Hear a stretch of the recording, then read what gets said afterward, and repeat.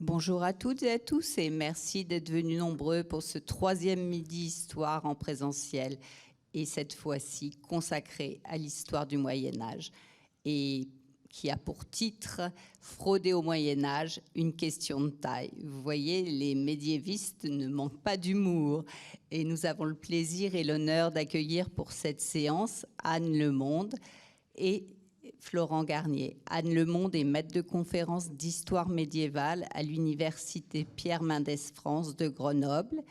Elle s'est spécialisée à travers sa thèse sur l'histoire du Dauphiné.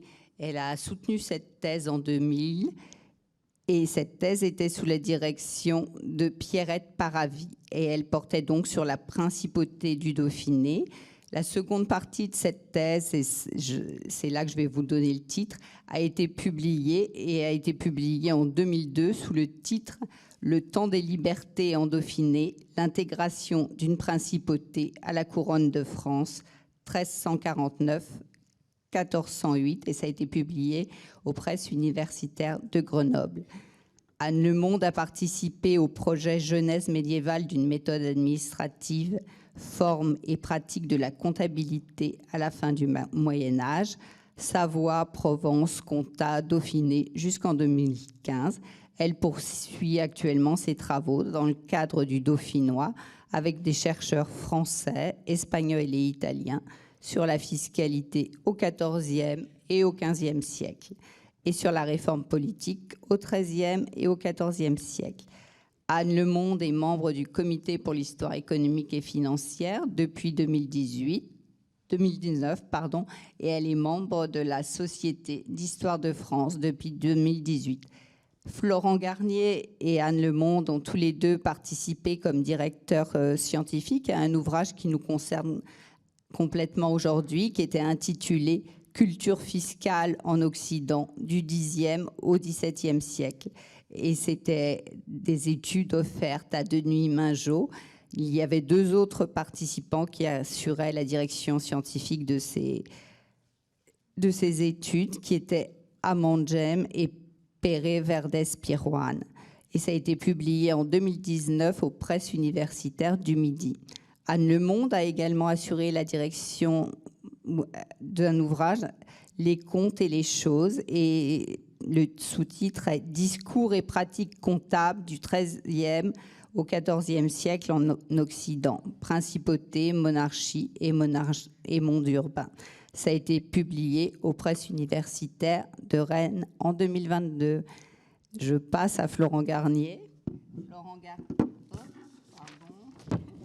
Florent Garnier est professeur d'histoire du droit et des institutions à la faculté de Toulouse Capitole, à l'université de droit. Il est également directeur du Centre toulousain d'histoire du droit et des idées politiques, CTHDIP. Florent Garnier a consacré sa thèse au consulat de Millau, au bas Moyen-Âge, Finances, pouvoir et société. Cette thèse a été soutenue en 2002 et c'était sous la direction d'Albert Rigaudière. Albert Rigaudière, qui a été un des premiers médiévistes à entrer à l'intérieur du Comité pour l'histoire économique et financière et qui a participé à de nombreuses activités en organisant notamment, je crois me souvenir, en l'an 2000, un très gros colloque autour de la fiscalité en Europe. Et donc, cette thèse, ensuite, a été publiée dans notre collection Histoire économique et financière en 2006, sous le titre « Un consulat et ses finances, Millau, 1187-1461 ». Enfin, plus récemment, et plutôt du côté du droit, Florent Garnier a publié une histoire du droit commercial chez Economica en 2020 et plus précisément autour de notre sujet aujourd'hui. Il a publié en 2014 et avec Ludovic Hérault une histoire du discours fiscal en Europe. Ça a été publié en 2014 chez Brûlant. Voilà, mais maintenant je vais leur laisser la parole pour que nous découvrions la fraude au Moyen-Âge. Ce n'est pas récent, la fraude apparemment. Bonne conférence à tous. Merci. Bonjour mesdames et messieurs. Anne Lemonde et moi-même, nous sommes très heureux d'être parmi vous aujourd'hui et de partager cette petite heure ensemble autour de cette thématique médiévale. Alors, avant de commencer, on tient tous les deux à pouvoir remercier tout particulièrement la direction de la recherche de l'IGPDE et plus spécialement Anne Blanchet pour cette invitation. Alors depuis 2013, vous le savez, les Midi Histoire sont des invitations à mieux connaître le Moyen-Âge, les acteurs du monde médiéval, les relations économiques, fiscales et financières. Tel fut le cas au cours des conférences précédentes avec notamment l'évocation de la route de la soie, mais aussi du développement des affaires de Jacques Coeur et de la chute de Jacques Coeur, ou bien encore du financement des cathédrales. Tel fut également le cas à partir de la trace de l'argent dans les documents comptables et la mise en place du prélèvement fiscal par la monarchie. Alors, au cours de ces dernières décennies, et Anne vient de l'évoquer, le Comité pour l'histoire économique et financière de la France a grandement contribué à réexaminer à nouveau frais l'impôt médiéval, tant en France qu'en Europe, à partir de différents colloques et publications. Et vous avez ici quelques-unes de ces publications portées par les grands médiévistes qui nous ont précédés, Anne et moi-même. De ces riches et stimulants travaux, un intérêt particulier a été notamment porté à la justification de l'impôt, aux techniques fiscales, aux institutions comptables et financières des villes, de la monarchie, ainsi qu'aux gens des finances. Et à partir d'une documentation de plus en plus nombreuse et variée, du XIIIe au XVe siècle, la connaissance de l'affirmation et du déploiement du pouvoir d'imposer éclaire la construction de la souveraineté monarchique, de la genèse de l'État, pour reprendre une expression bien connue, au même titre que la justice ou l'activité normative royale. Et comme l'a écrit Jean Favier, l'impôt, je le cite, est à la base de tout, il conditionne tout et reflète tout. Il revêt en effet une dimension théorique, pratique et symbolique. Et si l'on délaisse très rapidement le Moyen-Âge, en effet, vous le savez, la Révolution française notamment s'est attachée, d'un point de vue symbolique aussi, à promouvoir l'idée de contribution, préférable à celle d'imposition. Alors que les hommes de 1789 s'efforçaient d'établir un lien fort à travers cette notion, impliquant un acte volontaire et partagé, d'aucuns notent aujourd'hui un relâchement du rôle du lien fiscal et social joué par l'impôt. Le devoir civique fiscal est devenu, depuis la crise des financements publics, une préoccupation forte des États. Alors, la lutte contre la fraude fiscale, elle ne date pas d'aujourd'hui. Elle est déjà apparue comme un élément majeur du discours politique à partir de l'entre-deux-guerres, en France et dans d'autres pays européens. On va le voir, il y a aussi un moment médiéval de lutte contre la fraude fiscale. Alors aujourd'hui, et j'ose à peine le rappeler, l'article 1741 du Code général des impôts définit en termes très généraux ce délit de fraude fiscale, avec cette soustraction frauduleuse au moment de l'établissement ou de la perception du paiement de l'impôt. Mais qu'en est-il de la fraude fiscale au Moyen-Âge? La question, eh bien, elle intéresse tant l'impôt direct, la taille, que les divers prélèvements sur la circulation, la consommation et la commercialisation des marchandises. Alors, disons-le d'emblée, avec Anne Lemonde, nous ne vous proposerons pas une quantification de la fraude ou une quelconque étude chiffrée. Elle ne peut être mesurée que de manière partielle. En effet, cela peut intervenir au hasard de la conservation de sources, faisant état de difficultés dans la répartition de l'impôt, de sa collecte ou du prononcé d'une sanction. Sa définition est également fuyante. Et c'est vrai pour le Moyen-Âge et sans doute encore pour la période postérieure et ainsi au XVIIIe siècle, un juriste, un avocat au Parlement, Pierre-Jacques Brion, dans son dictionnaire des arrêts ou jurisprudence des parlements de France, rappelait ou écrivait, je cite, qu'elle ne peut se définir régulièrement, spécifiquement ou universellement. Elle est partout où n'est pas la bonne foi, où n'est pas la vérité. Par ailleurs, traquer la fraude dans les sources médiévales requiert de ne pas se limiter à la seule documentation comptable et fiscale.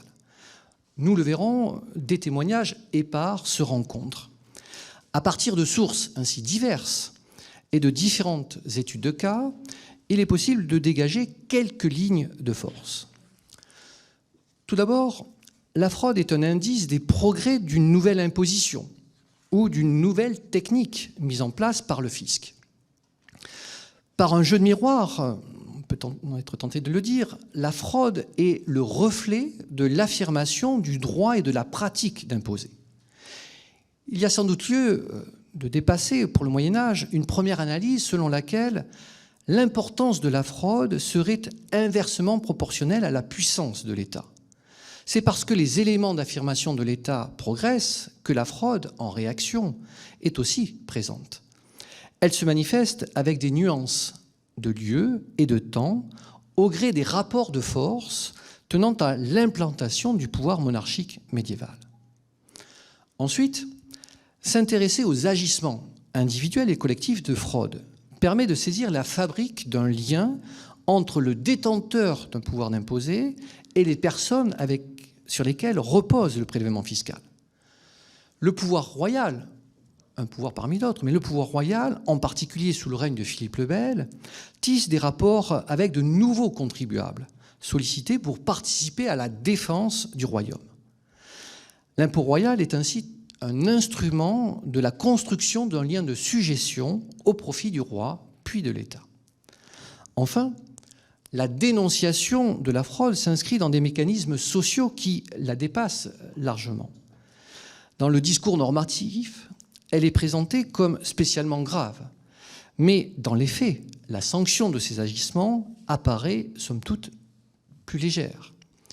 L'accommodement et le compromis, ainsi que la sanction pécuniaire, sont préférés à une peine plus lourde. En ces temps de mise en place de l'impôt, il est plus avantageux pour le fisc de percevoir quelque argent plutôt que de se passer de contribuables, fussent-ils fraudeurs. C'est là, de manière plus générale, un possible indice d'une acculturation fiscale, même si l'impôt suscite des contestations de la part de ceux qui y sont soumis, et que des réactions plus violentes se feront jour avec des rébellions ou révoltes antifiscales. Alors, comment les médiévaux percevaient-ils alors la fraude fiscale ? Quel regard portaient-ils sur cet acte ? Quels agissements sont visés et la démarque d'autres situations où l'impôt n'est pas payé ? Par quels moyens le titulaire du pouvoir d'imposer entend-il lutter contre la fraude ? Identification d'une pratique, délimitation d'un phénomène et sanction d'un comportement sont au cœur de la relation de sujétion fiscale qui se développe aux temps médiévaux. Ce sont les trois temps qu'avec Anne Lemonde, nous allons vous proposer d'envisager au cours de ces quelques minutes. Il s'agit tout d'abord de dire et de représenter ou de se représenter la fraude fiscale. Alors pour le juriste que je suis, il y a peut-être d'autres parmi la salle, il y a un adage que l'on connaît, fros omnia corrompuit, la fraude corrompt tout. Elle est bien connue aujourd'hui dans notre droit contemporain. La Cour de cassation, il lui arrive aussi de solliciter cet adage. La fraude est un fait social des plus anciens. Elle va être prise en compte par la société médiévale. Elle est nommée, elle est représentée et elle est dénoncée. Tout d'abord, faisons un rapide état des lieux des mots de la fraude. Le vocable médiéval est emprunté au latin classique, fros, fraudis. Il visait à Rome différentes situations dont certaines intéressent le fisc. Alors, un rapide retour en arrière pour la période romaine, les jurisconsultes romains ont considéré l'existence de différents types de fraude. La fraude à la loi, la fraude dans le cadre des élections aussi, pour les différentes magistratures romaines, ou encore dans le cadre du domaine privé, avec la reconnaissance d'actions, en particulier de ce point de vue-là. En matière fiscale, de tels agissements sont connus sous la République. Cicéron, en particulier, en 70 avant Jésus-Christ, plaide contre l'ancien gouverneur de Sicile, auteur d'un pillage d'œuvres d'art, mais aussi accusé de fraude en matière de douane et pour la levée de l'impôt. Dans les compilations de Justinien, le Digeste en particulier, elle est mentionnée dans un livre spécifique au droit du fisc. La position d'un des grands jurisconsultes romains, Ulpien, renvoie à l'idée que la fraude est également punie dans tous les cas, notamment pour le paiement de l'impôt. Et les médiévaux retrouvent cette idée de fraude et la dénomment de manière particulière. En effet, le substantif est attesté au milieu du XIIIe siècle. La première occurrence, connue en français, se rencontre dans une ordonnance des maires et échevins d'Amiens, d'Abbeville et de Corbie, en lien avec la navigation sur la Somme, et on note alors qu'on trouve de la fraude pour ces différents actes liés à la navigation sur cette rivière. Le dictionnaire du moyen français connaît 18 lemmes de la famille de Fros, avec notamment, et c'est des mots qu'on a oubliés maintenant, l'enfraudeur, la frauderie, le fraudulateur, la fraudulation ou encore fraudulenteux. Donc toute une variété de mots pour désigner un certain nombre d'actes, de comportements. Et la fraude est ainsi associée aux idées d'abus, d'extorsion, d'usure. Elle repose sur un agissement de mauvaise foi, de dol, de mensonge. Et des exemples se rencontrent alors dans l'activité des artisans, pour leur activité de pesage, de mesurage, dans la production, par exemple de draps, avec le type de laine employé, par exemple, pour les opérations de filage et de tissage. Nul doute aussi que les faux monnayeurs ne soient des fraudeurs. Leurs méfaits avaient partie liée à la fiscalité, puisque, à la suite de l'émission de fausses monnaies, le souverain perdait ainsi des ressources fiscales. Il n'est guère alors surprenant de retrouver cette mention de la fraude dans les ordonnances relatives aux monnaies, particulièrement pendant le règne de Philippe le Bel. De manière plus générale, les premières occurrences normatives de la fraude sont plus fréquentes entre 1285 et 1314. Philippe IV a en effet beaucoup plus légiféré que ses prédécesseurs. Philippe Auguste a pris des mesures à portée générale qu'une vingtaine de fois au cours de son règne. Saint-Louis, guère plus. Et le comportement des officiers est alors particulièrement visé, des officiers royaux, pour une moralisation de leurs actes, par la grande ordonnance de réformation de 1254, puis celle de 1256 pour l'utilité du royaume. Mais Philippe IV le Bel, lui, légifère davantage, avec environ 300 textes. Il n'est alors pas surprenant de rencontrer plus fréquemment la fraude dans les lois du roi, notamment en matière économique et fiscale, au temps de l'essor de la fiscalité royale. Mais ce vocable fraude n'est pas employé seul. Une accumulation de termes désigne ces actes répréhensibles. Ainsi, une ordonnance de janvier 1312 touchant les épiceries et denrées se vendant au poids mentionne, je cite, les grands barras, fraudes et tricheries, ou encore les décevances et malices qui se font en lien avec ce commerce. Les premières évocations fiscales sont assez variées, qu'elles soient indirectes ou directes. Elles intéressent la situation ou le statut de certains groupes. Il s'agit des fraudes et malices qui se faisoient par occasion de bourgeoisie. Ce sont les termes de l'ordonnance de la Pentecôte 1287 qui portent attention à ce statut de bourgeois et qui vise le paiement de la taille lorsqu'un bourgeois part d'un lieu où il a acquis ce statut pour s'installer dans une autre ville. Avec Louis X, en 1315, les actes des marchands italiens, dans le cadre des foires de Champagne, sont concernés pour, je cite, les fraudes, malices ou simulations qui touchent les redevances à payer à l'occasion des contrats qu'ils passent ces marchands en foire. Et quelques mois plus tard, en septembre 1315, c'est la vente du sel qui est au centre de l'attention du pouvoir royal. Ces lettres royales insistent alors sur, encore une fois, les malices et cautèles, les monopoles et accords illicites, les fraudes et tricheries commis par la vente du sel. Et ce texte de 1315, me semble-t-il, rapproche alors la fraude de la désobéissance, mêlant ainsi le non-respect à la norme posée, premier sens, et la tromperie sur le marché ou le commerce du sel, c'est un deuxième sens. Mais à partir de ces mots, de la fraude, pour désigner la fraude, il existe aussi un certain nombre de représentations de la fraude.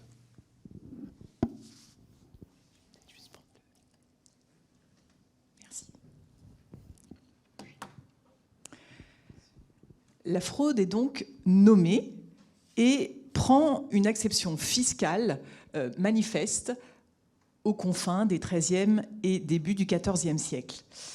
Elle conserve cependant, de cette lente genèse, une connotation diabolique et demeure, pour une large part, assimilée au mal absolu. Quittons quelques instants la France pour nous transporter en Toscane et reprendre donc dans la Divine Comédie ce qu'en dit Dante, qui présente une allégorie extrêmement célèbre avec le monstre Gérion. Gérion, alors vous en avez ici une représentation postérieure, bien sûr, celle de Gustave Doré au XIXe siècle, qui cherche à figurer ce que Dante nous décrit. On est donc dans le 7e cercle de l'enfer, rien de moins, où se trouvent les fraudeurs, donc, aux côtés des violents, des blasphémateurs, des suicidés, des sodomites, des intellectuels dévoyés, des blasphémateurs, des usuriers. Et, comme dans une sorte de redondance, on a cette allégorie de la fraude elle-même, ce monstre Gérion, qui, sur son dos, emmène le poète toujours plus bas jusqu'au 8e cercle. Un monstre ignoble. Vous voyez la description qui en est faite ici, très rapidement, mais quand même, ça vaut le coup de s'y arrêter quelques instants. De tout le mal que déteste le ciel, l'injustice et la faim. Or, cette faim nuit à autrui ou par fraude ou par force. Étant un mal propre à l'homme, la fraude déplaît à Dieu bien plus. Et les fraudeurs, placés au fond, souffrent donc davantage. On passe au chant 17. Voici venir la bête à queue aiguë, qui brise armes et murs, passe les monts, empuantit la terre tout entière. Et cette ignoble image de la fraude vint accoster de la tête et du torse. Elle avait face d'homme, mais d'un serpent tout le reste du tronc, pattes velues, fourrées jusqu'aux aisselles, et sur ses flancs, son poitrail, son échine, peinture d'entrelacs, rouelles, nœuds. Ainsi se reposait le monstre immonde au quai de pierre. Toute sa queue, ondoyant dans le vide, retroussait un crochet venimeux, comme ceux des scorpions dont elle armait la pointe. En tant que tel, on voit bien que ce monstre est diabolique, complètement diabolique.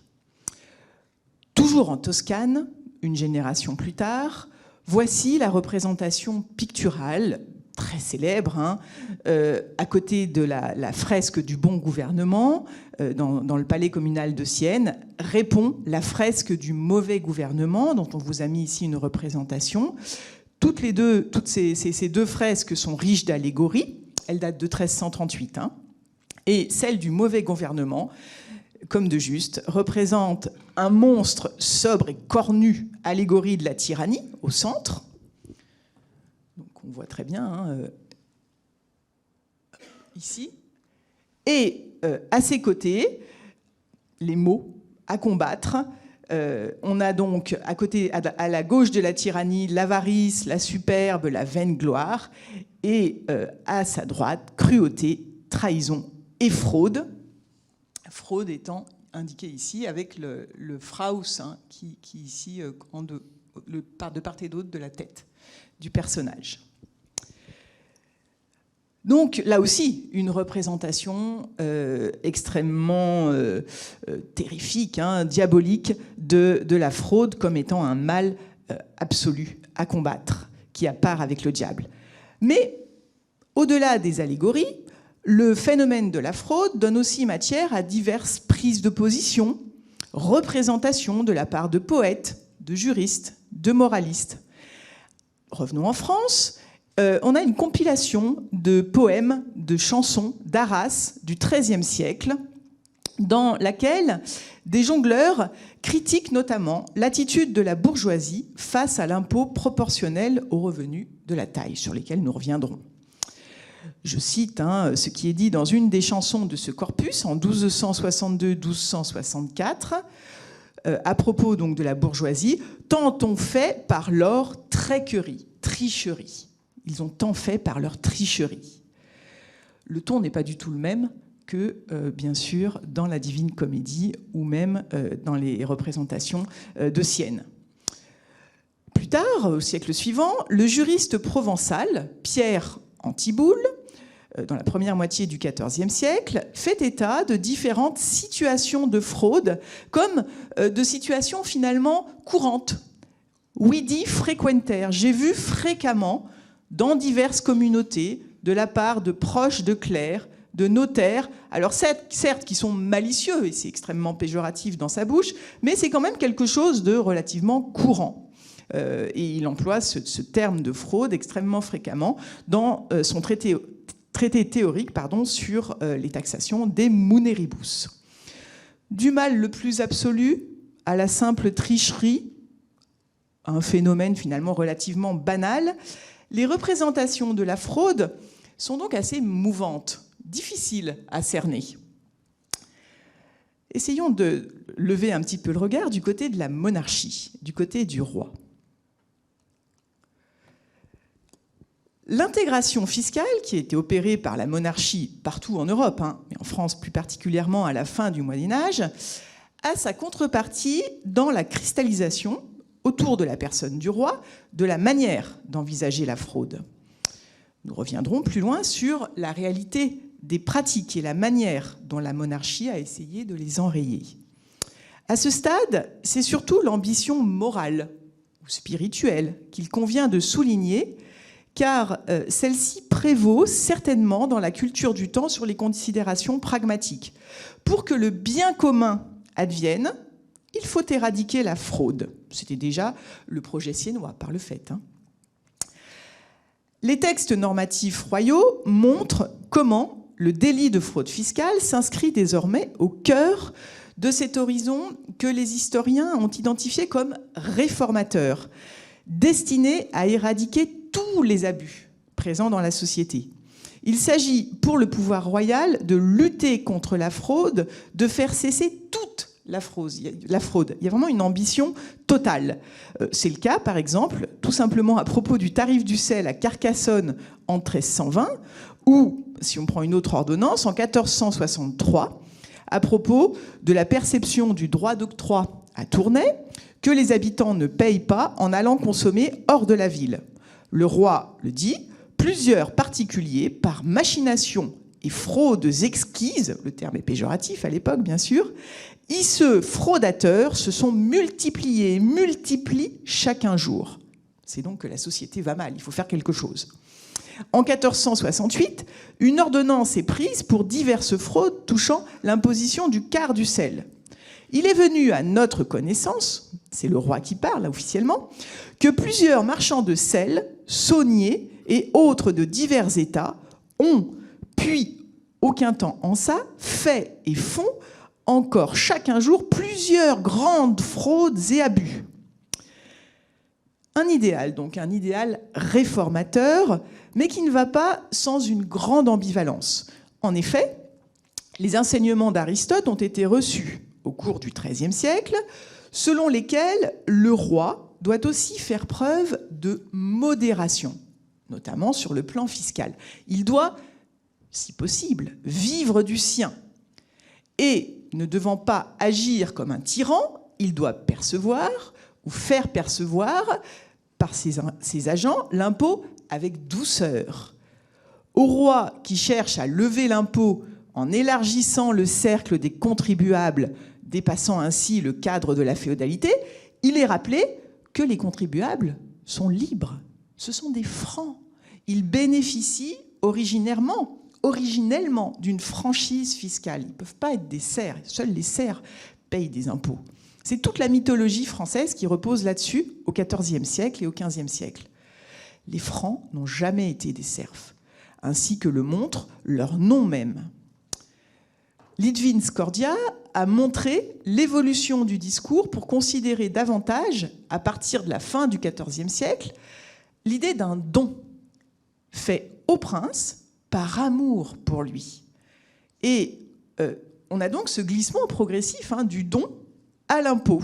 Et finalement, on a un peuple libre, le peuple de France, qui est appelé à payer l'impôt par amour pour son roi. Et ce discours, il est porté et répété par certaines ordonnances dites de réforme, relativement tôt finalement. À partir des années 1302-1303, c'est quelque chose qui émerge.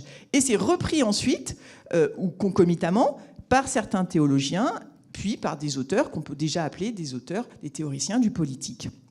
Gilles de Rome, qui est sans doute un des premiers, qui reprend tout cet héritage aristotélicien et qui va le transformer, l'adapter finalement à cette période et le rendre plus concret. Et puis ensuite, Christine de Pisan ou Philippe de Mézières, par exemple, pour la fin du XIVe et le début du XVe siècle. L'interprétation d'une telle posture est d'une grande ambivalence. D'un côté, on peut dire que refuser de payer l'impôt, frauder, reviendrait à manifester un défaut d'amour à l'égard du prince et confinerait donc à la lèse-majesté. Vous voyez l'aboutissement du raisonnement. Et d'un autre côté, frauder un impôt injuste peut trouver une forme de légitimation de la même manière, toutes choses égales d'ailleurs, que le tyrannicide a pu trouver des soutiens dès le XIIIe siècle et jusqu'à la fin de l'Ancien Régime. Cette ambivalence se révèle par exemple sous la plume de Philippe de Mézières, dont je viens de parler, lorsqu'il met en garde le roi lui-même de ne pas perdre le cœur de ses sujets à cause d'un prélèvement fiscal trop important. Illustration par excellence, selon lui, d'une action par puissance absolue. Vous voyez déjà en germe l'absolutisme. Les juristes italiens du XIVe siècle disent très directement.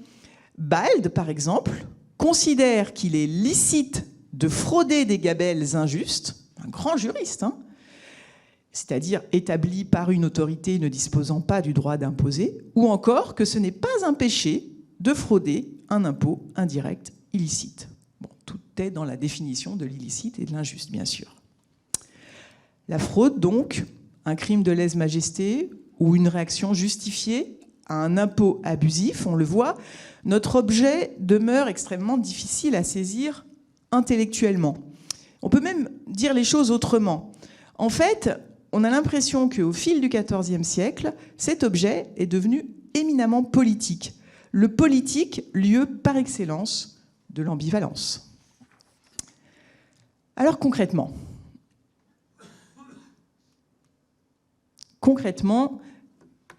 comment est-ce que les choses se sont passées ? Alors voyons maintenant la fraude fiscale en pratique. À partir de ces réflexions, de ces représentations.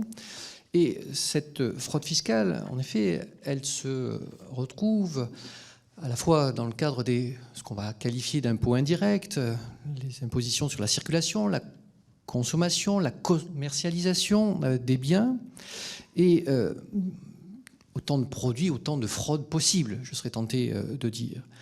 Et ces fraudes se manifestent notamment dans le cadre des foires, des très nombreuses foires médiévales. Prenons un exemple, rapidement un exemple. On se place du côté de Briançon et il y a là une grande foire aux ovins le 8 septembre, chaque 8 septembre, et ces ovins redescendent des alpages, ainsi au XVe siècle, et le trésorier delphinal recrute alors des gardes. Ils sont placés sur chacun des cols stratégiques, l'emplacement pour desservir la ville, pour venir en ville au moment de la foire, et ainsi ces gardes sont chargés de traquer les fraudeurs qui auraient alors cherché à échapper à un impôt qu'on appelle l'avoir l'anu. C'est une taxe qui est spécifiquement, particulièrement fructueuse pour le pouvoir local et qui porte sur les transactions de bétail effectuées au cours de la foire. Donc il y a là des possibles détournements liés à cette foire et au paiement de cette taxe. Pour ce qui nous intéresse peut-être de manière plus approfondie en matière d'impôts directs, cette fois-ci en lien avec la taille, c'est au moment de la répartition. Au moment de la répartition que l'historien peut commencer à déceler ces pratiques frauduleuses à travers les sources qui sont à sa disposition. C'est sur ce point que nous allons nous arrêter, en lien avec une remise en contexte en présentant l'assiette, une assiette liée à la taille qui se négocie. En effet, en matière de taille, les pratiques frauduleuses sont documentées en divers espaces du royaume, là où cet impôt de répartition a donné lieu au développement de techniques et de procédures liées à la connaissance de son assiette. Mais avant d'envisager véritablement les pratiques frauduleuses, les actes frauduleux, précisons le cadre général pour bien comprendre ces rapports de force, ces rapports de pouvoir, ces éléments où l'impôt se fait aussi politique. En effet, on assiste au développement de l'impôt de répartition, au détriment de l'impôt de quotité, et on va envisager différents niveaux de cet impôt de répartition où des fraudes peuvent exister. Car gouverner au Moyen-Âge, c'est choisir l'impôt. À côté de l'impôt royal, et pour la défense du royaume, en effet, les communautés urbaines, qu'elles soient rurales ou urbaines ou rurales, lèvent l'impôt avec les seigneurs pour leurs propres dépenses. Et la période médiévale, on le sait bien, a vu la mise en place de différents systèmes fiscaux. Le pouvoir royal, en lien avec les États qui se développent, les États généraux, tels qu'on les nomme, eh bien, pour ce pouvoir royal, il ne lui est pas possible, au début du XIVe siècle, d'effectuer cette répartition directement entre les individus pour l'ensemble du royaume. Une répartition que l'on pourrait qualifier par paliers, en cascade, est mise en place avec à chaque niveau des négociations et des jeux d'influence. Dans le cadre des États généraux, des États de la Languedoc, puis des États particuliers ensuite, lorsqu'ils apparaissent, la négociation avec la monarchie est importante pour obtenir une quote-part la plus faible possible. Et cette quote-part, elle est exprimée, ce qu'on appelle en feux, foyers fiscaux, en feux réels plutôt, et ces feux réels deviennent des feux fiscaux, deviennent une clé de répartition. Et si au départ, il existe un rapport d'équivalence, ce rapport va se distendre et les feux fiscaux ne reflètent plus réellement alors les évolutions de la population, mais bien plutôt le poids des rapports de force et des réseaux d'influence. Et les règnes de Charles V, Charles VI en particulier, constituent la période de cette évolution qui aboutit à l'établissement de coefficients qui deviennent fixes. Et des opérations de révision de feux fiscaux existent alors, mais les communautés d'habitants vont procéder à une sous-estimation de ce nombre qui réduit alors d'autant leur charge fiscale. Donc on voit que la répartition est un enjeu et elle s'effectue au niveau général, puis à différents niveaux locaux. Et à ces niveaux ici, locaux, urbains en particulier, ce sont les communautés qui agissent, parfois les seigneurs, et la répartition englobe alors l'impôt royal et local, ainsi que des frais de perception. Alors la fréquence et le poids de la charge fiscale, pour comprendre aussi ce phénomène de fraude, cette fréquence et ce poids de la charge fiscale s'accentuent dans un contexte de guerre. En effet, pour différentes études qui ont été menées, la part du prince dans les dépenses locales est conséquente. Par exemple, à Toulouse, pour l'année 1404-1405, 59% des dépenses de la ville sont destinées au paiement de subsides royaux. À Saint-Flour, les comptes de la ville permettent là aussi de voir dans les années 1420 le poids davantage régulier, de plus en plus important du prélèvement royal. À Millau, au milieu du XIVe siècle et jusqu'au milieu du XVe siècle, ce sont 57% des prélèvements qui sont destinés au roi de France ou au lieutenant général de Languedoc. Donc on a là un poids de l'impôt qui est important et ce développement de l'impôt implique alors de tailler, c'est-à-dire de répartir l'impôt. Selon les lieux, des techniques de répartition varient et avec ces techniques, des pratiques de fraude sont renseignées par diverses sources qui nous permettent de saisir alors de manière plus précise encore les manœuvres de contribuables. Donc on va poursuivre cet exposé un petit peu technique des modalités de perception de l'impôt pour comprendre où se niche en fait le plus souvent la fraude. On a vu qu'au niveau des communautés ou des grands seigneurs des seigneurs qui vont négocier avec la monarchie, il peut y avoir déjà des petits accommodements. Mais là, on va descendre d'un cran cette société fonctionne aussi beaucoup par feuilletage, hein. On va descendre d'un cran jusqu'au niveau des contribuables, les contribuables qui, eux, ont affaire à la communauté. Ils n'ont pas affaire directement au roi, bien entendu, hein. Il n'y a pas d'administration englobante qui soit à ce moment-là.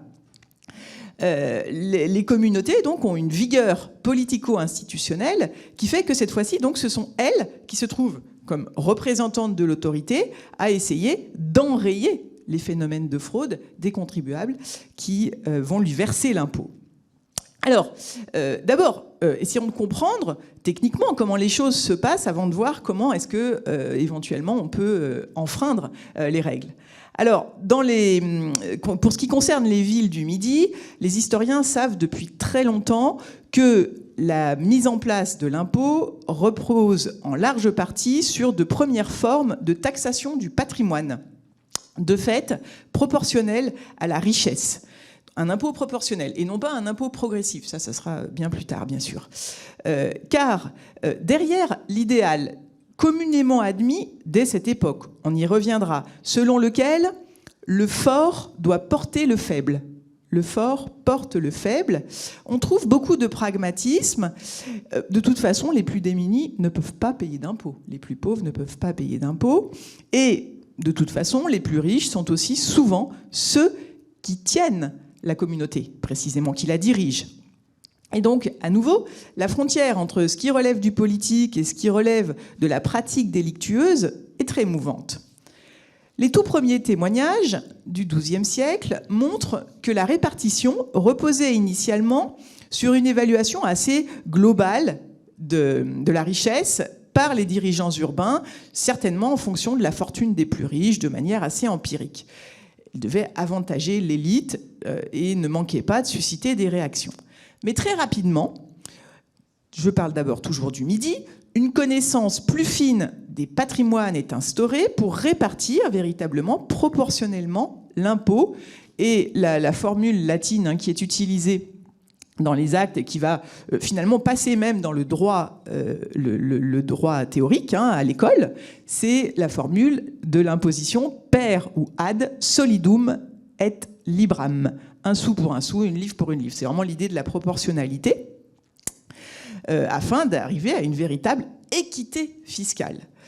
Elle est attestée dès la seconde moitié du XIIe siècle, c'est très tôt, en Languedoc. C'est un historien du droit extrêmement important, André Gouron, qui en a montré l'existence à propos d'une petite seigneurie à côté de Nîmes. Et en ces terres de droit romain, l'impôt est ainsi assis proportionnellement à la valeur des biens dès cette époque. C'est là qu'on trouvera finalement bien plus tard les terres où s'épanouit ce qu'on appelle la taille réelle, et donc des terres sur lesquelles les exemptions ne peuvent concerner que les biens et non les personnes. En 1391, l'article 25 d'une ordonnance toulousaine organise une opération d'estimation qui prévoit que chaque famille fournisse la liste détaillée de ses biens. Une autre ordonnance de février 1459 reprend ce principe donc de la déclaration de richesse. Cette pratique est connue dans beaucoup de villes d'un très large Midi qui s'étend en fait jusqu'à Lyon, jusqu'à Clermont. Ces documents de déclaration s'intitulent manifestes ou alors cédules. Et pour obtenir les informations les plus précises possibles de la part des contribuables, l'administration peut aussi envoyer une commission d'enquêteurs chargée de recueillir directement ou de contrôler les données patrimoniales. À Millau, en 1452, qu'a étudié Florent, le recours aux déclarations est attesté et on a près de 200 éventaires, l'équivalent finalement de listes de patrimoine, qui sont parvenus jusqu'à nous. C'est à partir de ces déclarations de fortune immobilière et mobilière que le compois de la ville est confectionné. On sait aujourd'hui que ce principe est répandu bien au-delà des seules villes du Midi. Ainsi, les villes du Nord les connaissent également, même si elles reposent moins sur le travail des juristes ou des notaires. À Arras, en 1302, on connaît la déclaration écrite ou brevet de taille. Le contribuable dépose un document ou billet sous serment en présence de 2 témoins dans la halle échevinale. Il renseigne le contenu, la composition de sa fortune, immeubles, meubles, rente viagère et perpétuelle, et évalue le vaillant, c'est-à-dire son revenu net en argent. Claire Bienne a précisé que le brevet est enregistré par un clerc, puis vérifié par les échevins en présence du bailli et des notables. Et ensuite, on procède à la taxation au marc la livre, c'est exactement le même principe que dans le Midi finalement. D'après donc le rapport de la somme à percevoir avec le montant des déclarations. Les campagnes ne sont pas étrangères à ces techniques, même si elles s'y répandent un tout petit peu plus tard, au cours du XIIIe siècle. On les trouve à l'œuvre dans les zones, jusque dans les zones les plus isolées, montagneuses, en Dauphiné par exemple. Ici, on repère des commissions de registrateurs, des enregistreurs, des cadastrateurs, on trouve aussi ce terme-là, qui sillonnent le terroir et les maisons pour établir des regestes, lesquels recensent les déclarations des contribuables ou la liste évaluée des biens par des commissions ad hoc. Et chaque individu se voit assigner une cote de taille qui fait masse de toutes les contributions. Il s'agit du même principe que le compois dont je vous ai parlé tout à l'heure à Milhaud, et qu'on désigne parfois aussi comme cadastre. Donc ces documents-là, ils sont attestés dès 1320. Ici, je vous en ai mis simplement une reproduction d'une page à droite avec le regeste d'un homme, ici, Jean Raoul. À mesure que se développent et s'affinent ces techniques de répartition, et bien évidemment, les procédés frauduleux se perfectionnent eux aussi. Et ça a été très bien étudié à Arras, précisément. L'attitude des échevins, des grandes familles de la ville, y est tout à fait symptomatique. Ils procèdent à la dissimulation de revenus pour diminuer leur part dans le calcul de la taille, et ceci a même entraîné une enquête en 1289, diligentée par le comte d'Artois, qui cherchait à contrecarrer ces fraudes. Et qu'apprend-on ?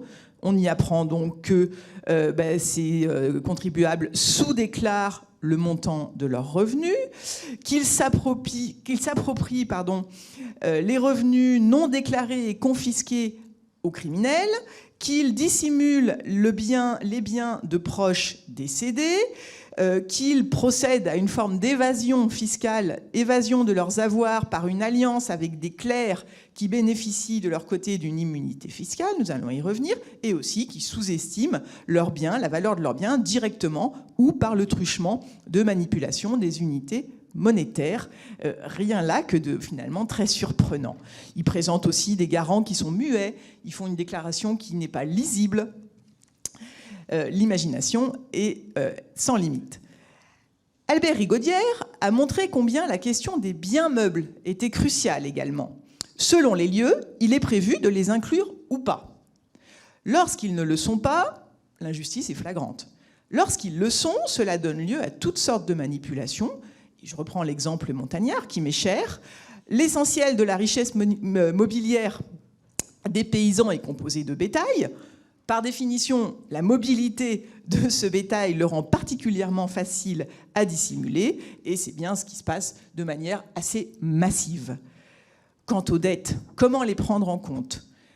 Évidemment, là aussi, une source de manipulation extrêmement fréquente. Et ça pose, cette question de la dette, finalement la question aussi de l'actualisation des regestes et autres manifestes et autres cadastres. Une actualisation qui est très onéreuse pour la communauté. Il faut diligenter, je vous l'ai dit, des cadastrateurs, des notaires, etc. Et ce qui permet finalement à nombre de contribuables de ne pas réévaluer leur cote. Et inversement d'ailleurs.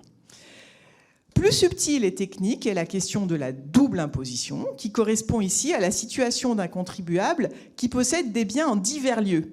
Ça, c'est un problème finalement un peu essentiel dans une société où les communautés tiennent les cordons de la fiscalité.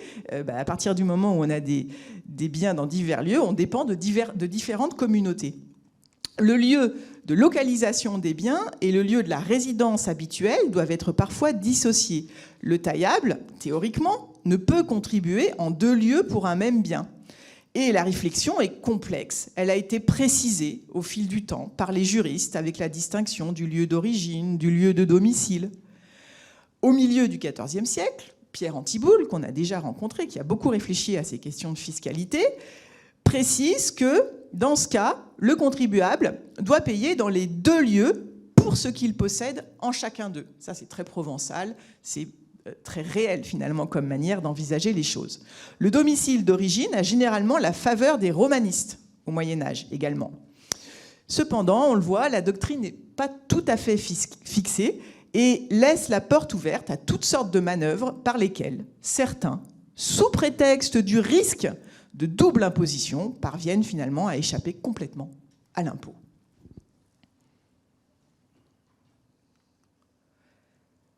Par-delà ces pratiques frauduleuses, très techniques, qui aboutissent finalement à minorer l'impôt, se multiplient aussi les tentatives d'y échapper complètement. C'est finalement beaucoup plus simple.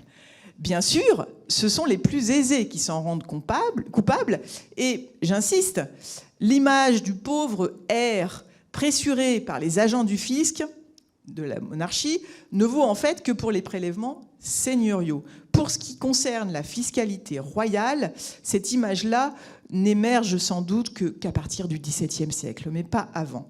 Donc ça nous conduit finalement à sociologiser un petit peu le propos.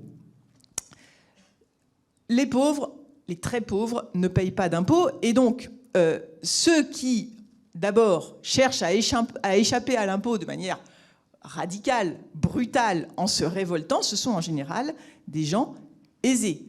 Toutes les études de rébellion antifiscale, qui sont nombreuses, notamment dans les années 1380 et au début du XVe siècle, le montrent. Ce sont les plus aisés qui se révoltent contre l'impôt et qui cherchent à y échapper de cette manière. Par exemple, à Blois, en 1404, il y a une rébellion antifiscale qui est jugée au Parlement de Paris, et les meneurs de cette rébellion le disent bien. Ils parlent pour le commun, mais ils n'en font pas partie, bien entendu.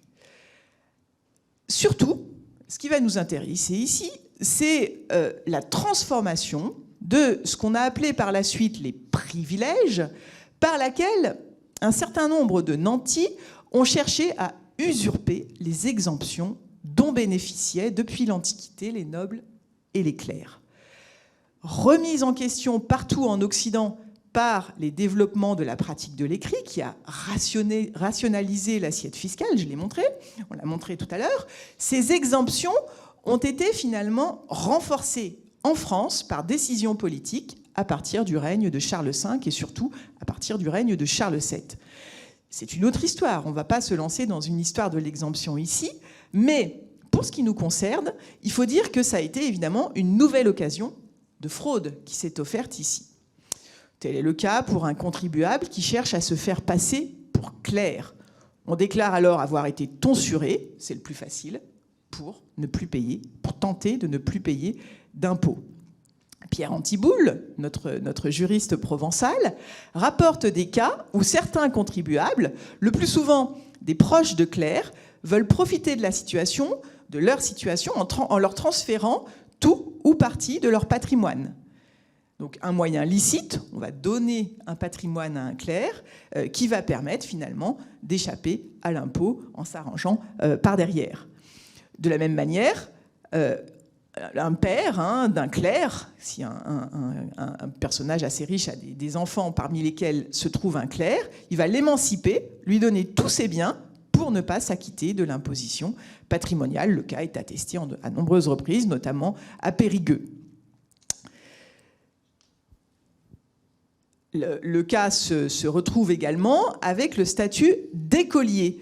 La question du statut des écoliers est tout à fait complexe pour cette période, puisque le caractère clérical de ce statut est remis en question précisément avec l'accroissement de la pression fiscale, et puis également, d'un autre côté, parce que les écoliers ont de moins en moins partie liée à l'Église. Moins directement, en tout cas. On a ainsi un arrêt du Parlement de Paris de 1388 qui statue que les ajournés, donc ceux qui ont été convoqués, ont été et sont contredisant et refusant de payer leur portion d'étail imposée en la ville d'Orléans et se veulent exempter sous ombre de ceux qui se disent étudiants et sont avec eux le recteur de l'université d'Orléans, conclut que les ajournés soient condamnés et contraints à payer la taille. Donc on voit là la monarchie qui, petit à petit, cherche à enlever cette exemption qui entraînait finalement des manœuvres tout à fait frauduleuses. Par ses lettres de 1452, Charles VII précise que pour défrauder nous et nos receveurs et fermiers au fait des dites aides, plusieurs gens qui ont fait par-ci devant plusieurs transports de leurs vignes et autres héritages à leurs enfants ou autres qu'ils disaient être écoliers de l'université de Paris, Orléans, Angers, Poitiers, Toulouse et autres de notre royaume, afin que par ce moyen ils fussent et demeurent francs de payer les dites aides des fruits croissants des dits héritages ainsi transportés sous ombre de privilèges de scolarité. Dans le sud de la principauté delphinale, je retourne dans les montagnes, la fraude à la perception s'effectue à front renversé, précisément dans une démarche de lutte contre les privilèges. Ici, les communautés sont puissantes. Et contrairement aux injonctions très fermes du Parlement de Grenoble, qui finalement invite à ne pas, bien entendu, taxer les nobles ou les clercs, ces communautés ont contraint les nobles, qui vivaient en leur sein, à contribuer à toutes les tailles, tout en le cachant aux receveurs généraux et aux autorités. Les procès ont été nombreux, à l'issue desquels, lorsque l'affaire arrivait au Parlement, les nobles obtenaient gain de cause. Dans ces conditions, s'est ouvert un temps de contestation par les communautés du statut nobiliaire lui-même de ceux qui en revendiquaient les privilèges, à l'issue beaucoup plus incertaine. Et à ce moment-là, on quitte progressivement le terrain de la fraude pour entrer sur celui de la lutte politique qui, au fil du XVIe siècle, a abouti au procès des tailles, qui reconnut la réalité de la taille dans toute la province. Mais on revient sur le terrain de la fraude lorsqu'on voit les communautés qui, parfois, se permettent de jouer sur le statut de ces mêmes terres, très tôt, dès le XIVe siècle, en cancellant de manière frauduleuse des actes, en arrachant les pages où on pouvait lire que les terres étaient nobles, pour, de la sorte, transformer des terres nobles en terres roturières. Donc c'est la fraude finalement à front renversé, puisqu'il s'agit bien de les faire payer, là, et non pas d'abolir l'impôt. De ces situations, à nouveau, il apparaît que la limite est très floue. Où s'arrête la fraude? Où commence le privilège? Ce n'est que bien plus tardivement que la lutte contre la fraude fiscale a finalement justifié une réduction des privilèges. On n'en est pas encore là au Moyen-Âge. Alors, de cette lutte contre la fraude fiscale, par les différents pouvoirs, se pose la question de la sanction. Excusez-moi. De la sanction de ces manœuvres frauduleuses. On va le voir, la fraude, elle est mise à jour, en effet, par le recours à différents procédés, à des visites sur place, recours à l'enquête, à différentes procédures qui sont mises en place de contrôle au sein des villes ou par les agents royaux. Ces procédures peuvent être, ou ces enquêtes peuvent être générales, spéciales, ordinaires ou ex officio. Ces agissements frauduleux peuvent ainsi être portés devant le juge et donner lieu à un prononcé d'une sanction. Pour autant, il semble que l'acte de fraude ne fasse pas l'objet de lourdes peines. La pratique royale, on va le voir, emprunte une autre voie qui repose davantage sur le compromis, la transaction. Alors, diverses sanctions qui sont ainsi prononcées, bref panorama, au moment de la répartition de l'impôt, en effet, déjà, les sous-évaluations des patrimoines sont sanctionnées. Et on revient dans le nord du royaume, à Arras, au début du XIVe siècle. En effet, la déclaration fautive, alors qu'elle a été faite sous serment, constitue ainsi un parjure. Et la sanction est alors la confiscation, la confiscation de l'avoir dissimulé, et cette confiscation se fait au profit de la communauté, puisque c'est cette communauté qui a subi ce préjudice du fait de cette sous-déclaration ou de la déclaration fautive. Cette confiscation que l'on voit en matière de taille, d'impôt direct, eh bien, elle se rencontre aussi en matière d'imposition indirecte, avec la saisie, la prise de biens qui est ainsi pratiquée. Et l'exemple a été donné tout à l'heure de l'impôt sur le sel, où on voit là le pouvoir royal, dans ses ordonnances, eh bien, prévoir la confiscation du produit qui a été l'objet de la fraude. Donc c'est là une sanction habituelle, la saisie des biens. À cette confiscation s'ajoute aussi un autre type de sanction, la sanction pécuniaire. Ainsi, en 1388, puis en 1435, par exemple, nous dit une ordonnance royale, ceux qui feront aucune fraude au fait des aides, tant en celles comme des impositions, 8e et autrement, pour tolir, c'est-à-dire empêcher, receler et amoindrir le droit du roi et des fermiers, eh bien, ils seront condamnés, punis d'amende arbitraire. Mais cette fraude à l'impôt direct ou indirect rend plus difficile, in fine, donc le paiement de l'impôt dans le cadre d'une communauté. Retard de paiement et possiblement aussi défaut de paiement partiel de la taille dû par la collectivité à l'échelon supérieur. Et cela se traduit alors par des moyens de pression de la part des collecteurs royaux. Il n'est pas rare, en effet, dans les sources médiévales, dans les contes des villes médiévales notamment, de voir l'arrivée de sergents pour contraindre alors les dirigeants municipaux, ce qu'on appelle des sergents garnisaires, qui sont placés en garnison et qui s'installent en ville pour faire pression et inciter au paiement plus rapide de l'impôt royal, tout particulièrement. Donc des saisies, confiscation de biens, amendes pécuniaires, moyens de pression qui sont exercés. Toutefois, il semble que les peines aux criminels soient beaucoup plus rares. La qualification de la fraude par les gens du roi qui assurent la collecte de l'impôt est parfois sévère. Leur attitude zélée, que l'on connaît, de défense des droits royaux, leur permettent alors de considérer les contribuables récalcitrants ou les fraudeurs comme des criminels. C'est le point de vue des officiers royaux. Et par exemple, dans la chronique de Charles VI, on témoigne de leur action en 1404 à propos de résistance au paiement d'un nouvel impôt. Et le chroniqueur rapporte ainsi les faits. C'est un sacrilège, il fait parler les officiers royaux, c'est un sacrilège que de violer un édit du roi. Et vous paierez en sus de l'amende infligée aux contrevenants, vous serez réputé coupable de lèse-majesté. Et on retrouve ici cette idée de lèse-majesté. Et la rébellion de Blois, que l'on a mentionnée tout à l'heure, est ainsi jugée au Parlement de Paris. Mais comme l'écrit Claude Gauvard, eh bien c'est l'acte de rébellion qui est en soi justiciable de la lèse-majesté, non pas le refus de l'impôt, quelle que fût sa forme. Et de souligner que Claude Gauvard, la lèse-majesté est un souci de l'État. Mais ce n'est pas un souci majeur, même en temps de crise. Et donc on distingue bien l'élément politique de l'élément fiscal. Le contentieux de la fraude fiscale, en effet, ne semble pas donner lieu au prononcé de peines lourdes lorsque l'acte ne consiste qu'en la fraude.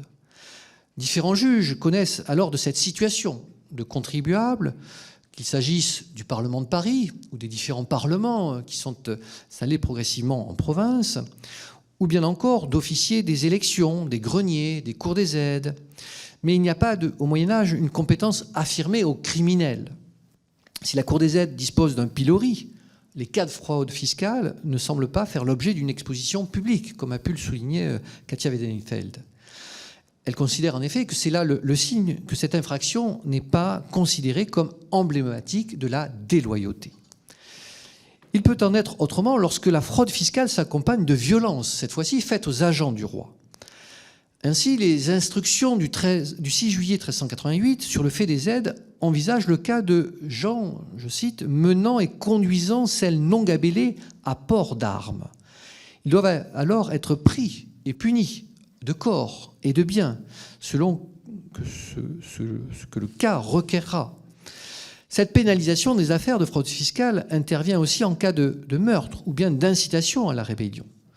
En ces cas, au XVe siècle, le recours à la voie extraordinaire, ce qu'on appelle la procédure criminelle, est ainsi attesté.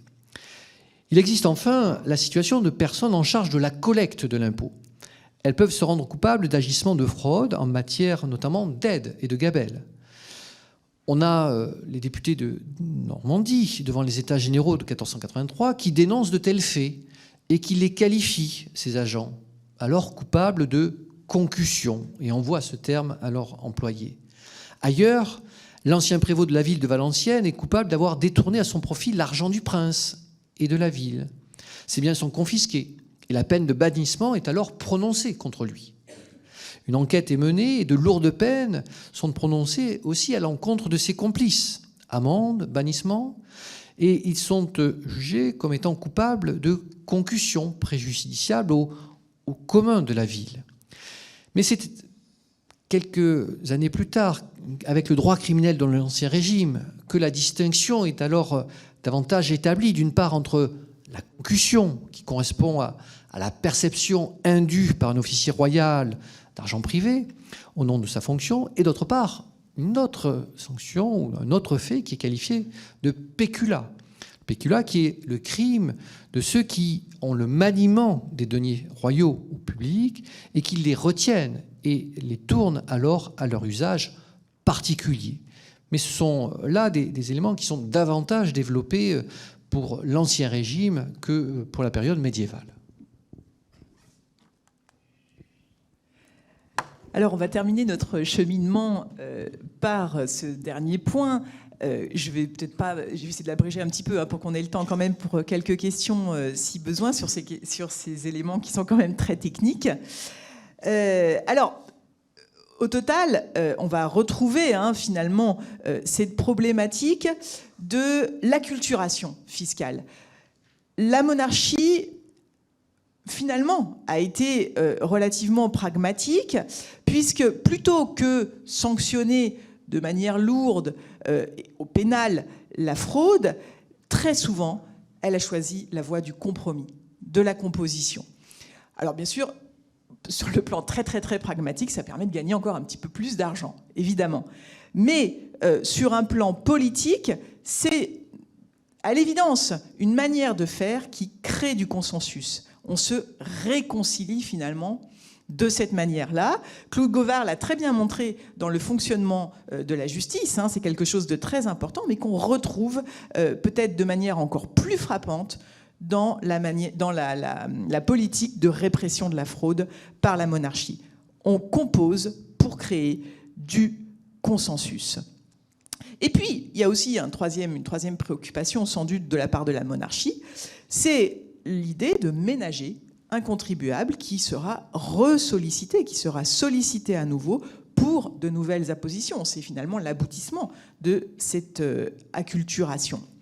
Un indice intéressant de cet intérêt royal à pouvoir s'assurer de la collecte de l'intégralité de l'impôt réside justement dans cet emploi et l'évolution de cette maxime « le fort doit porter le faible » dont on a parlé tout à l'heure et sur laquelle il importe de revenir pour terminer.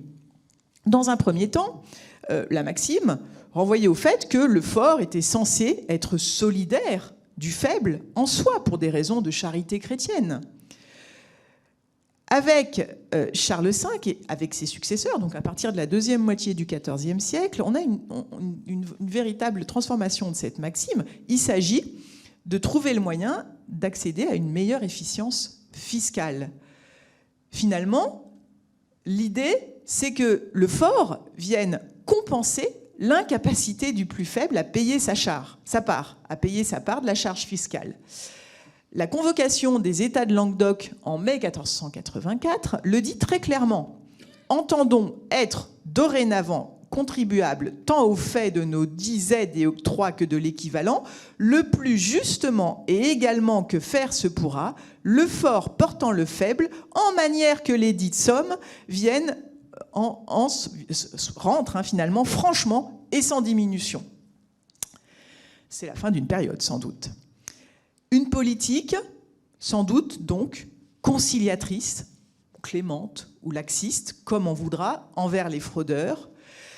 Développement d'immunité, de privilèges fiscaux, de discussions fiscales sans fin avec les États, au moins pour un temps, tant que le pouvoir d'imposer n'est pas suffisamment fort.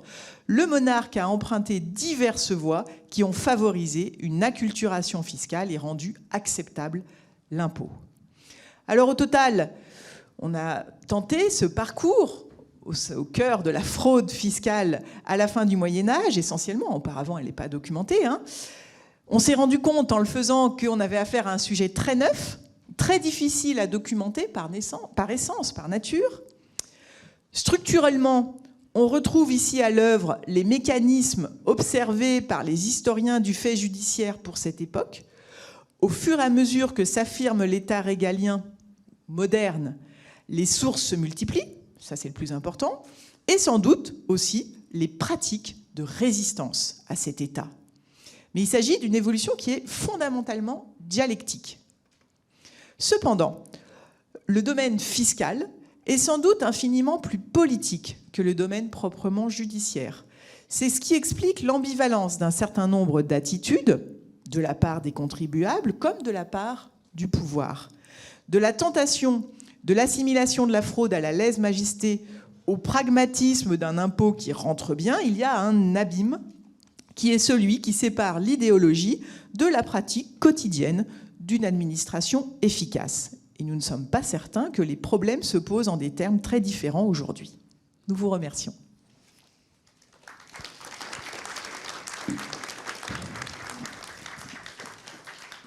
Si vous restez un petit peu, nous allons avoir quelques questions avec la salle. Je vais faire passer le micro.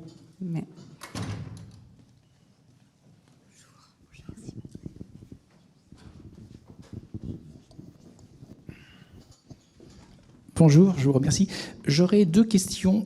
La première, ça concerne la dîme, qui était donc un impôt religieux pour les paroisses. Je voudrais savoir si, comme la religion était très présente au Moyen-Âge, si cet impôt, il y a eu peu de fraude ou il y a eu des fraudes. Je ne rentre pas dans les problématiques de l'accaparation par les laïcs sur les dîmes inféodées, mais globalement, sur cet impôt, est-ce qu'il y avait pas mal de fraude ou pas du tout?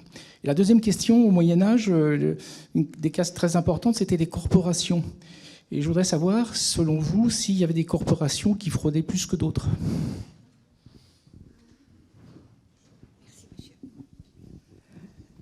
Alors, comme bien souvent, les médiévistes sont extrêmement humbles. Les sources qui permettraient de répondre précisément à vos questions, malheureusement, sont extrêmement rares. Alors, pour ce qui est de la dîme, évidemment, il devait y avoir beaucoup de fraude à la dîme, mais comment le savoir? Comment trouver et donc même la répression a posteriori. Enfin, moi, j'ai jamais entendu en fait précisément de mention de fraude à la dîme, alors qu'évidemment il devait y en avoir. Et concernant les métiers, alors pour cette période-là, on parle plus de métiers que de corporation, qui est vraiment le terme consacré pour la période, plutôt la période qui suit. Pour ce qui est des métiers, je pense que ça se situait plutôt au niveau de la négociation. Là, on est vraiment dans le jeu d'influence à proprement parler de la fraude, où le métier va jouer sa dignité. Donc, il y a quand même un enjeu de probité qui me paraît, au niveau du métier lui-même, c'est difficile de frauder. Mais en revanche, les négociations sans fin, évidemment, c'est le principe même de toute cette société. On a terminé là-dessus, mais on passe son temps à négocier. Je passe la parole à Florent, qui aura peut-être d'autres éléments à ajouter.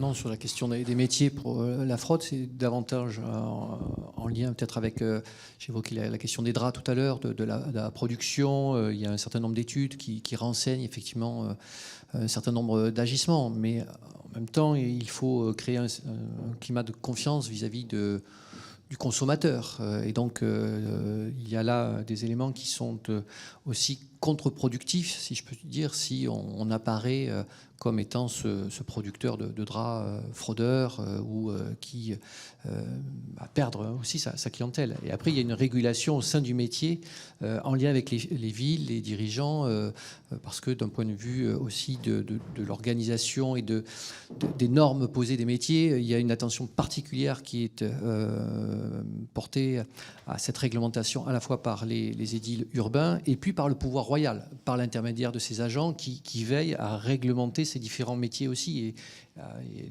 Et effectivement, on a dans le livre des métiers d'Étienne Boileau un certain nombre d'éléments liés à la fraude qu'on n'a pas évoqués ici, mais qui sont présents. Et donc, il y a ça là qui peut être retrouvé, notamment avec, je rejoins tout à fait Anne, l'idée de négociation et d'éviter de pouvoir, ou du moins d'arranger ou de s'arranger peut-être pour éviter ces comportements frauduleux. D'autres questions peut-être? Non? Oui, bien sûr. Sur les métiers, du coup, s'il n'y a pas d'autres questions, finalement, au niveau des métiers, à proprement parler, la fraude ne sera pas fiscale. Elle va porter sur la qualité, sur le poids, il y a des incidences fiscales évidemment, mais la manière de je ne sais pas si je suis très claire, mais la manière de le caractériser, ça relève pas d'une fraude à proprement parler fiscale. C'est vraiment une fraude aux produits plutôt. Le boucher qui va vendre de la viande avariée ou qui pèsera moins que ce qu'il a annoncé. Du côté des monétaires aussi, il y a évidemment beaucoup de possibilités de frauder sur la loi de la monnaie, etc. Mais je le qualifierais pas à proprement parler de fraude fiscale. C'est d'ailleurs toute la difficulté qu'on a eue, c'est à établir cette limite entre ce qui relève vraiment de la fraude fiscale de la fraude plus généralement du consommateur, vis-à-vis du consommateur. Plus de questions? Non. Alors, il nous reste à remercier nos deux intervenants qui ont été vraiment fabuleux, qui nous ont fait découvrir la fraude au Moyen-Âge et revoir un peu toutes les questions de fiscalité du Moyen-Âge. Et je vous informe que notre prochain Midi Histoire se tiendra le 15 décembre et que cette séance sera consacrée à l'histoire du restaurant avec un historien qui s'appelle Antoine Debac, séance qui avait été reportée l'an dernier, mais j'espère que le Covid ne sévira pas pour lui cette année et qu'il sera bien présent. Merci à tous d'être venus et merci bien évidemment à Florent Garnier et à Anne Lemonde pour cette très belle communication que vous pourrez retrouver en ligne sous peu.